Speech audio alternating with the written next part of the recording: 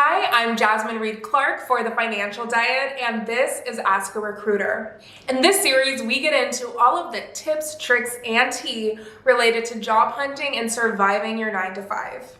A little background on me, I currently am a career counselor, and prior to going out on my own, I was working in the recruiting and human resources space for 5 years, and I continue to do so on a freelance basis for multiple clients.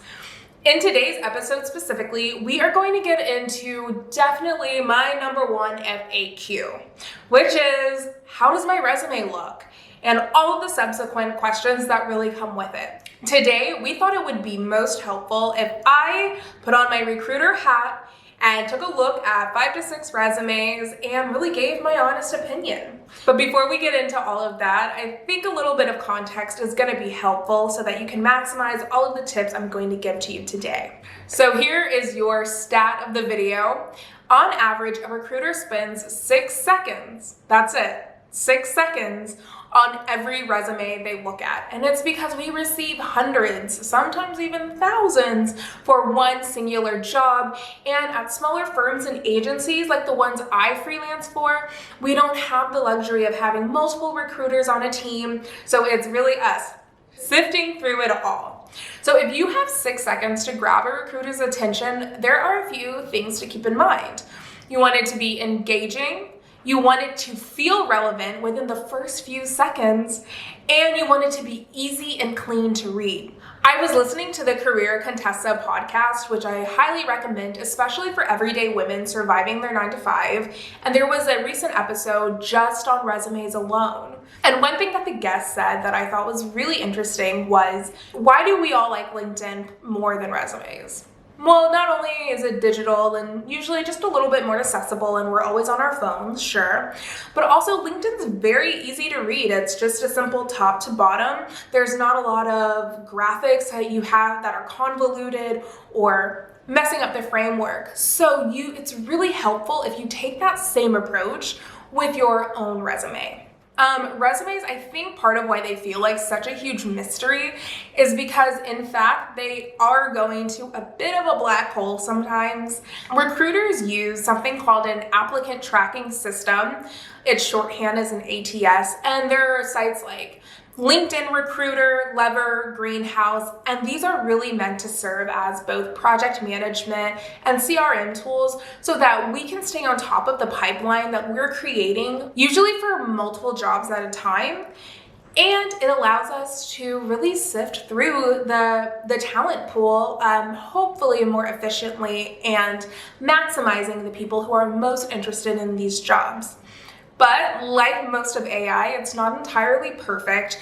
So as I go through these different resumes, I'm going to show you how you can really take your resume to the next level, as well as show you things that could be hurting your chances at making that first big impression within the first 6 seconds to a recruiter.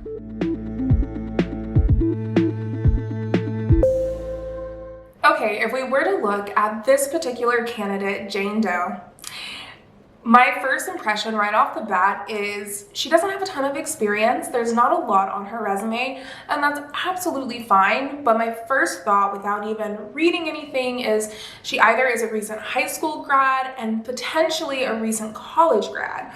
Regardless, I'm putting her in that super heavy, like super green entry level job. So if I'm currently hiring for something that's mid-level or senior, I'm going to automatically reject the resume. But let's just assume for a moment that I am looking for a super green entry level, like first year out of school job. So when I look at this, I think, okay, really a lot of white space. Maybe she didn't participate in things in her community, or she didn't take extra courses. But when I took a sharper eye to everything that Jane had, here were the things that really stood out to me. So yes, I think a great positive is that her work was really clean. It's very easy to read, and that really is a huge bonus. Here's why. A, you make it easier if a real life person is reading your resume. Awesome. But also the ATS system, that applicant tracking system, or the black hole as I call it does favor resumes that are cleaner and sleeker in design. Again, you have to remember this is AI trying to read something.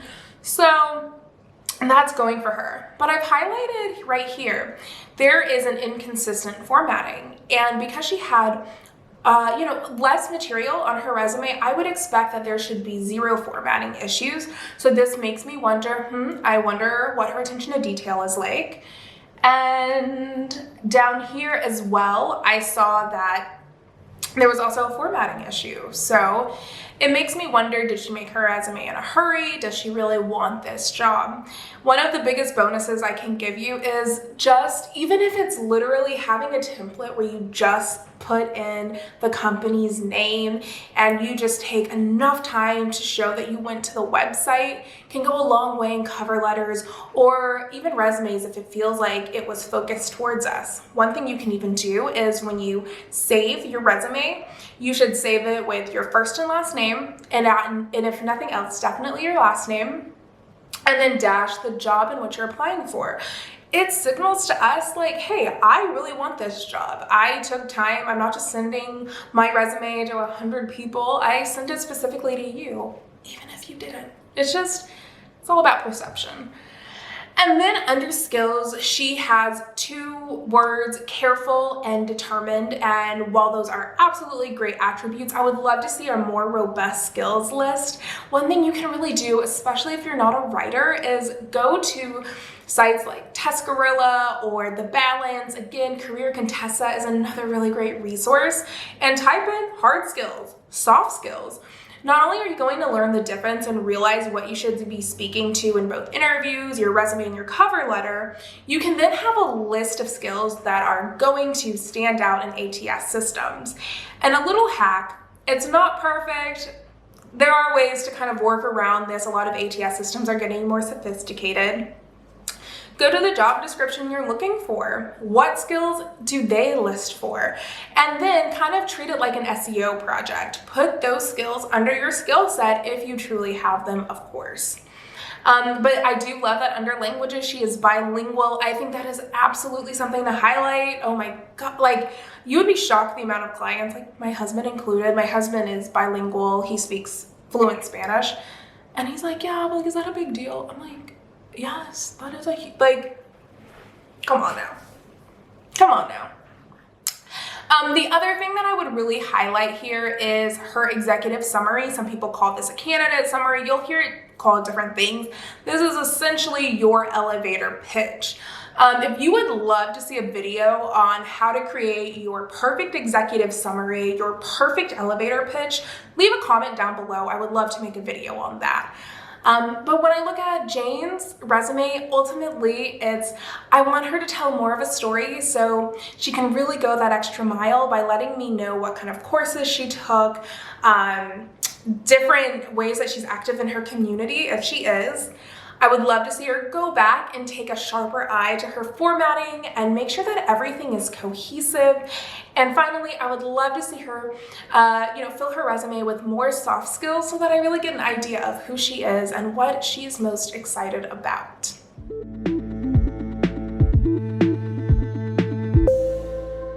All right, for resume number 2, we have Joanne Doe.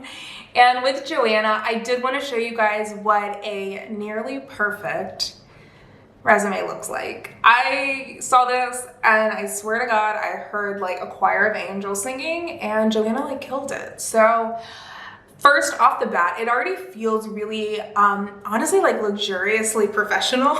And I'm making that phrase up. But sometimes, we're often seeing the same templates over and over, and that absolutely does not work against you.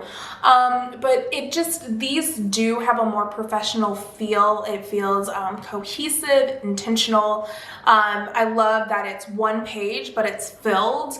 And just like going back to the LinkedIn example, where part of why we love to look at people's LinkedIns, not just recruiters, but cyber stalkers as well. It's just very easy to read, very up and down. So when you can, be able to create sections, but always have the eye going to top to bottom, because when it's going right to left, up, down, and we're trying to like decipher these really cool graphics you've made, it can be a little bit more challenging. And create frustration for the recruiter and or the ATS system. So when I break down why I felt Joanna's resume was so phenomenal, let's start off with highlights. I am seeing this way more with resumes. In fact, I updated my own resume to include this too. When you have this, those 6 seconds, you've captivated me, you've gotten them, and in those 6 seconds, I now know her top 4 accomplishments.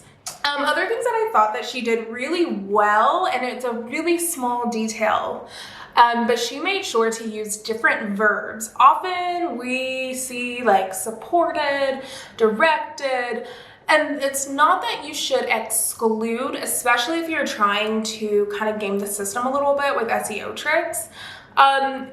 It's just more like let's have a variety, and there's a really great resource that I'll link in the notes below, and I believe it has like something like 89 or 99 verbs you can use, and I have a bookmark when I'm working with clients because look, not everyone's a wordsmith, but it does need to have enough variety. So we have words like built, incorporated, accommodated, executed, assessed, and developed. I am already starting to picture Joanna in my mind. And with this variety of words, I'm already seeing the different projects she can be working on and what is within her scope of work. And I love that she still had relevant skills and technical competencies.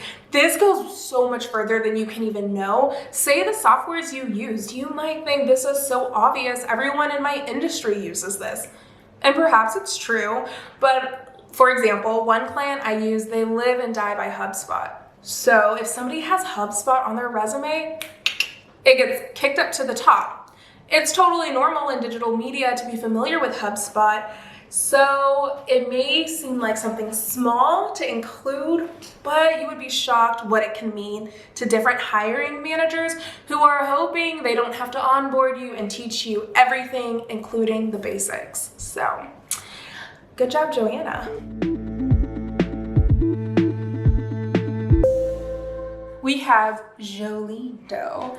And with Joelle, this is actually a really great example of a resume that is good. Like she could easily submit this, see some results, but I would love to give her some tips on how to take it up just a little bit of a notch. So initially, again, going back to that first 6 seconds, in the first 6 seconds, I think she's clear, concise, very well organized. I love that everything's on one page and that it's very clear what sections are where.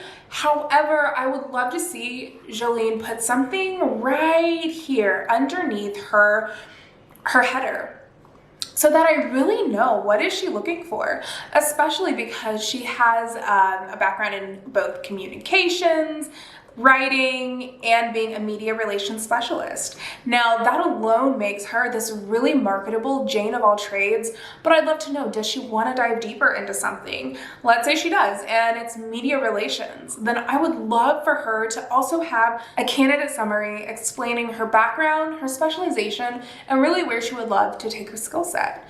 So the way to really kick this up a notch again is to add an executive summary, also a header, something could be media relations specialist under her name.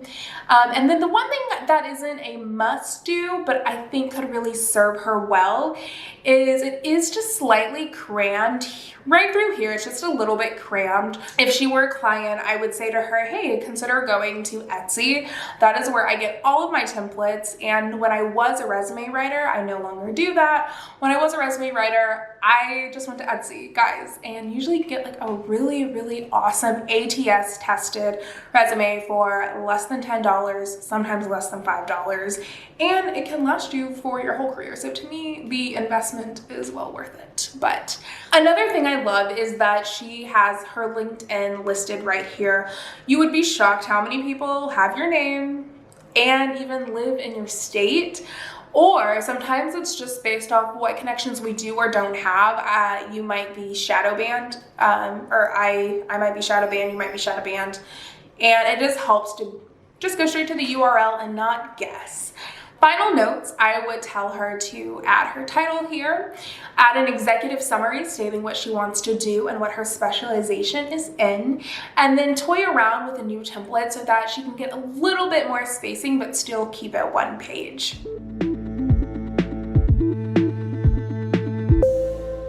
For our fourth resume, we have Joelle Doe, and off first glance, like the first 6 seconds, I take this in. I think it looks really clean, crisp, it's really easy to read. I see that she's really put enough time and energy into it. I love when I can see bullet points, but it also looks like I'll get to learn a little bit of the overall overview of her role.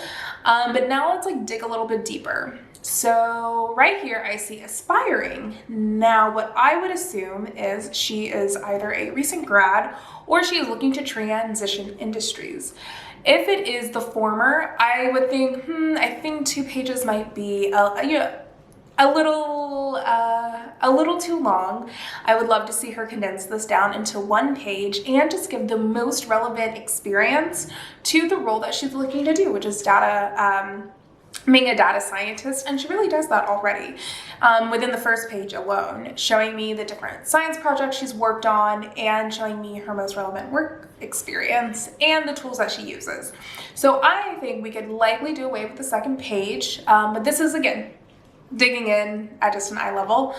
Now, if she is looking to switch industries, I think that is where she could even add this in her executive summary, so it takes out the guessing game. Because now I'm like tempted to go to LinkedIn and see and try to put some pieces together on my own. But I think putting that in the summary is really great.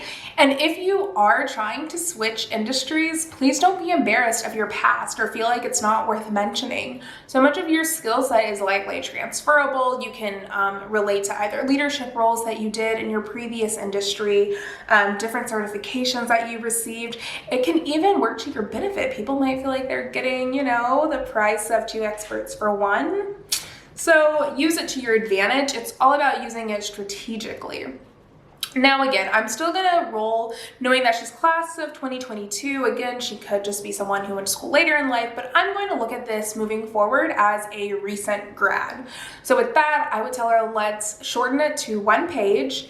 And also looking through it, I noticed that there's a little bit of inconsistency with the work experience that she's doing. For some, she is giving me bullet points. I would love to see bullet points with each one. It makes me wonder if she's not doing it here. Is she hiding something? Did she not work on enough? Is she perhaps embarrassed of the project she worked on or felt like they aren't impressive enough? Probably my number 1 tip, and I would give it to Joelle as well, is use metrics wherever you can. And if you're like, I don't know any metrics or I don't remember my metrics, try answering the following questions. How did I save the company money? That is things like efficiency, literally going through the P&L. How did I make the company money? Did you work on any collaborations or projects that acquired new business, new clients? How did I make my boss's life easier? This is going to show more of your team player skill set. And what is a leadership flex that I had? So if you were able to work on, if you led an ERG at your company, even if you got to have a supervisor role, even if you aren't a manager, those are leadership flexes that you can use in your resume and show what the end outcome was. So you can say, led X project, which was insert the solution it was trying to solve the blank problem, semicolon, end result, what the end result was. So to close, with Joelle specifically, I would say let's shorten it to 1 page. Let's go ahead and add those bullet points and let's add a couple of metrics. But overall, I think her formatting is really good. I think it's really clear she's passionate about what she wants to do, and I can tell she really wants to find a role where she is useful. So I will say this. Her resume tells me she is hungry, eager, and I would absolutely set up a phone call with her just because she has something you can't buy: work ethic. Moving on to a Joanne Doe. So fun breaking news.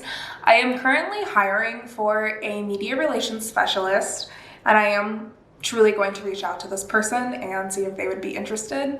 But here's my big question mark, and this goes straight into one of my critiques, would be, what is he looking to do? Again, to really drive it home, candidate summaries are really great for that. It helps us realize that this is really a role you're interested in, and that, again, you're not just kind of like shooting your shot with 1,000 different companies that you really think this is going to be a sound fit.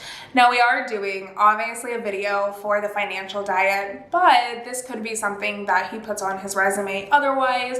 But in this moment, it would just be lovely to know, where does he want to be? Where does he want to take all of this freelancing advice?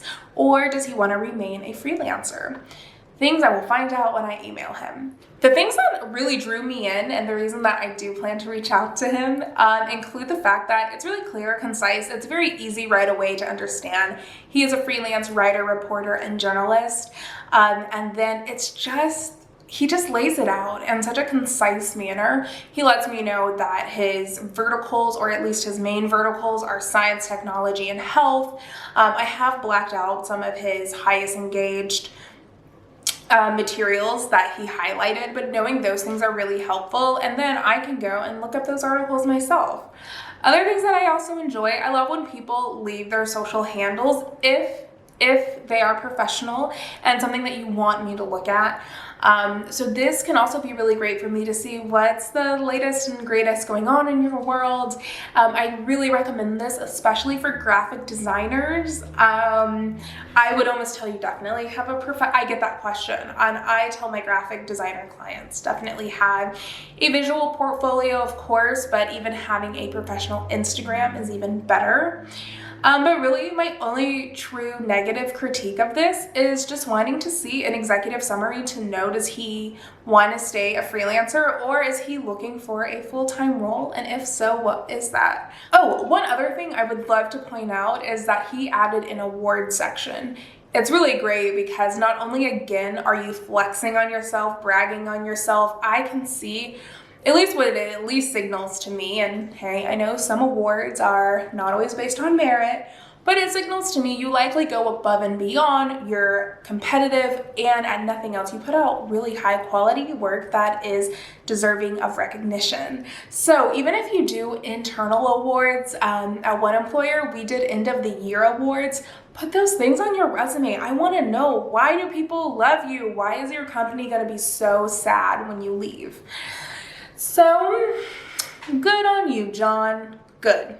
And that concludes my resume critique for this episode, but if you would love your resume critiqued, or you have a different idea for an episode of Ask a Recruiter, please leave it in the comments below. And be sure to subscribe, hit that notification bell so that you never miss an episode of anything happening on the TFD YouTube channel. Again, I am Jazmine Reed-Clark. This is Ask a Recruiter, and until next time, we'll see you soon. Bye.